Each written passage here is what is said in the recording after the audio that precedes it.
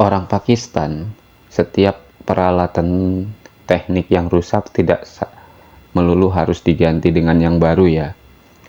Nah, di sana sudah terbiasa untuk memperbaikinya. Di sini ada rod silinder hidrolik ya. Ini patah dan mereka berusaha untuk menyambungnya. Terlebih dahulu dibubut dulu, diambil senternya dan dibuat diukur ya sesuai. Kemudian mereka mengambil besi bekas atau baja ya, ini ya jenisnya udah. Kemudian diukur dan sepertinya ini mereka mau menyambungnya dengan teknik yang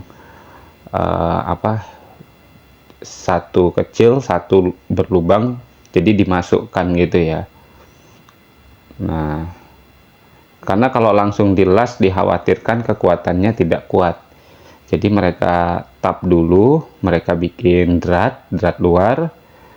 Nah, sedangkan patahan yang satunya mereka haluskan lagi, mereka ratakan berbubut, kemudian dibor sesuai dengan diameter drat yang tadi, dan kemudian disenai ya, senai itu drat dalam. Nah, setelah itu dimasukkan seperti memasang baut ya, dan mereka ukur panjangnya bila sudah sesuai. Nah, ini kemudian dilas. Cuma sayang ya, ini harusnya pengelasannya ujungnya di bevel dulu, tapi karena di dalamnya sudah ada drat yang mengunci, mungkin itu alasan mereka nggak di bevel dulu ujungnya.